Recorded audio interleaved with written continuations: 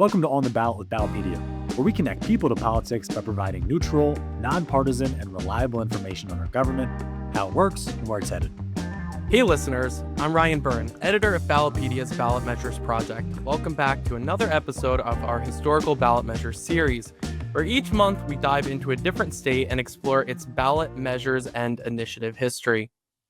Today, I'm joined by Brandon McCauley for our monthly Historical Ballot Measures Spotlight, and we're talking about Connecticut, which isn't really a state we think of a whole ton when we discuss ballot measures, but Brandon, this is your first time on the show. Thanks for joining us. Thank you for having me. I'm very excited to talk about Connecticut, my home state and my personal favorite, showing a bit of bias. That's okay. I sense that people always kind of have a bias towards their own state when it comes to learning about its history. But yeah, Connecticut is kind of an interesting one because we are covering all 50 states in this series. But when we think about ballot measures, Connecticut's not really a state that comes to mind. You know, it's not like California or Oregon or even Massachusetts or Florida, one of these states with this rich initiative history, or a state like Texas where there's just tons of constitutional amendments. But nevertheless, constitutional amendments require voter approval in Connecticut, so there is a story there. How's Connecticut's ballot measure process different from most of these other states? Yeah, so Connecticut is a bit special from other states, especially as you get farther away from the East Coast, in that there is no citizen-initiated process to propose those measures at the state level. They can only be done so through legislative referrals.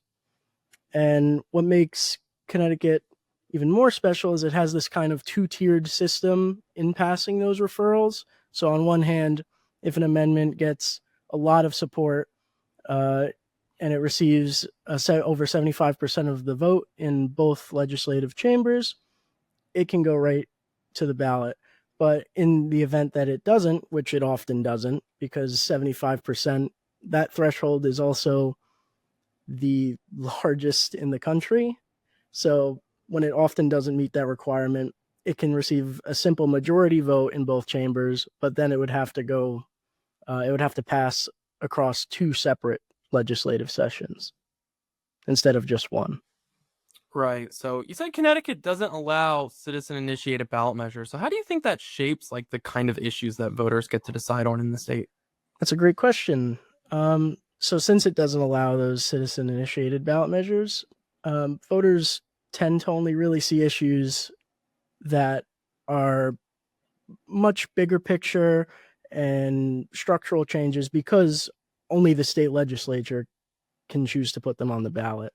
So it's a lot slower moving in that regard.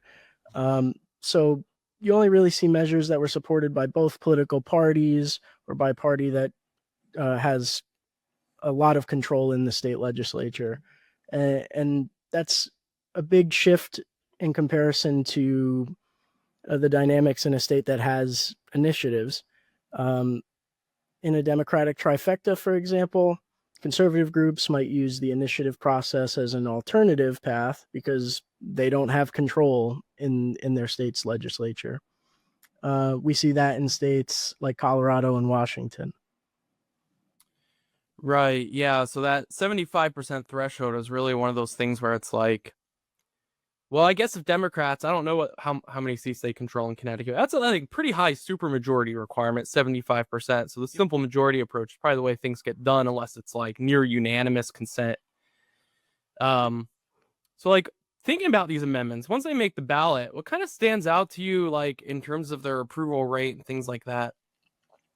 So interestingly enough, even though measures appear less frequently, we only have in the state's entire history, only 85 measures have shown up. But when they do show up, they get voters are very excited to approve them. Overall, only 8 of them have been defeated, which means 90% have passed throughout the state's entire history. Yeah, that's quite a high number, 90%. So when we look at that history, like you said, we were able to go back towards statehood, even though the first one didn't really appear on the ballot to 1845, which is pretty typical across the states.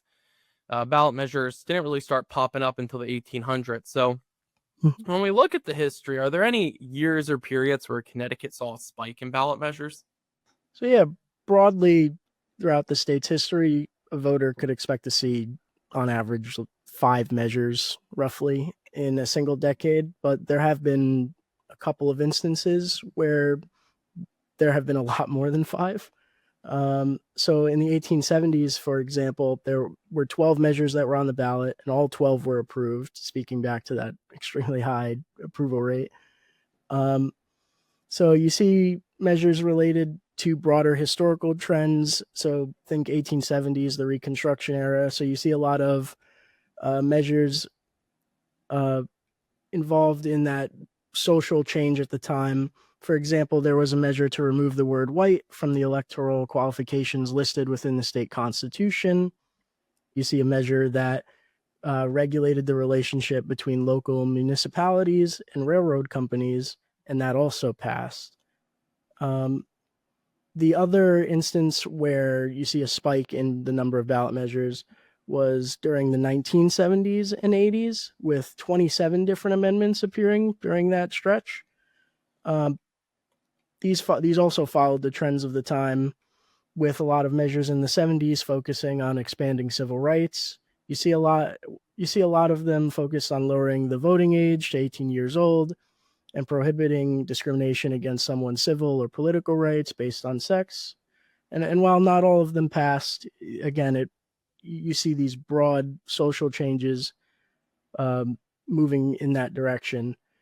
In the 80s, for example, measures covered voter eligibility requirements, like removing the 6-month waiting period for new residents within the state to become eligible to vote, and adding physical and mental disabilities to the list of traits under the Equal Protections Clause of the state's constitution. Yeah, you started touching on this in your answer, but like what types of topics have shown up the most in Connecticut? I mean, we often see things, you're just talking about social issues. We often see lots of amendments in some states about taxes just due to the way the Constitution is written. A good number about also, like you mentioned this earlier, like structural topics like how the government is structured and things like that. Yeah, absolutely. So a good majority, I would say, of the topics that come up throughout the state's history involve something related to voter registration and eligibility, and questions to absentee and early voting. So the first measure covering this subject was actually in 1864, which allowed volunteers and draftees to cast absentee ballots during the Civil War. And it wouldn't be until another almost century later in 1962, which allowed voters to cast absentee ballots for constitutional amendments. And most recently in 2024, voters approved a measure that authorized the state legislature to provide no excuse absentee voting, which passed with about 58% of the votes in favor. So there's a very long history of these measures being related to, voter eligibility, absentee and early voting, and trying to expand those rights. Yeah, that's really interesting because it's like, I guess something about absentee voting and the way it was structured was embedded in the state constitution, right? And they like continuously modify it. Sounds like this most recent modification, though, gives the legislature a lot more authority over this. Maybe means you'll see less of these in the future. Okay. But yeah, looking at, this 80-something ballot measures, you have a personal favorite or something that's surprising that kind of like sticks out to you from putting together all this research?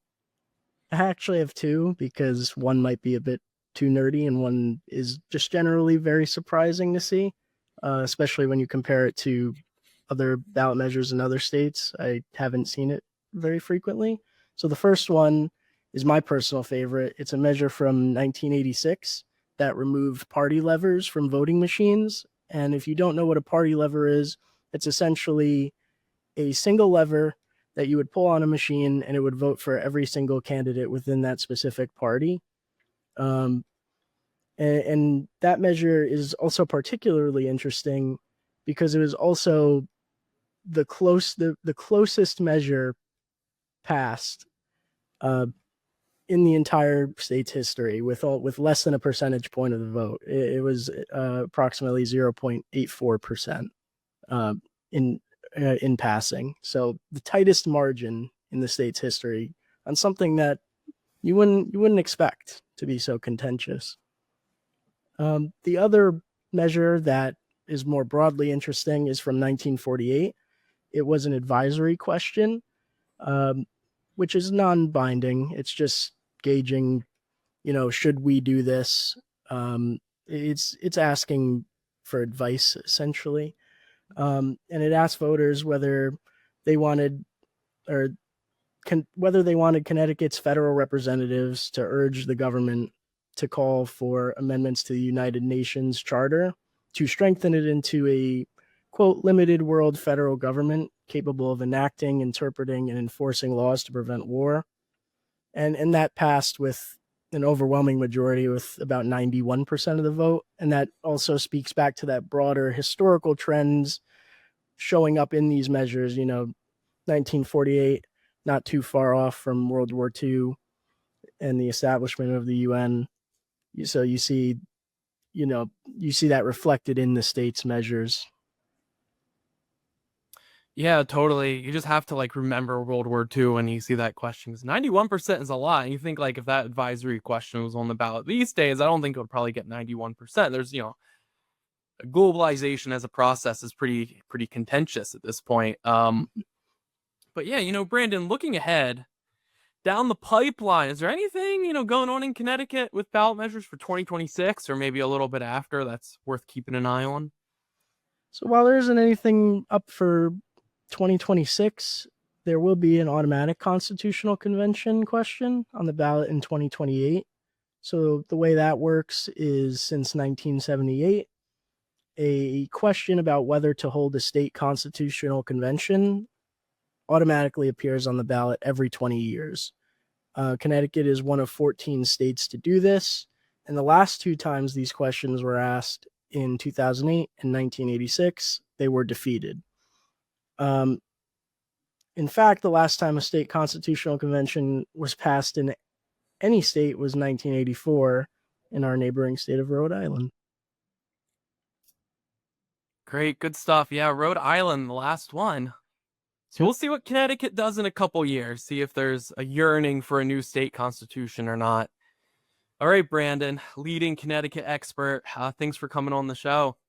Thank you for having me. It's always exciting to share a bit about the Constitution state. I don't know if we ripped that one off, though.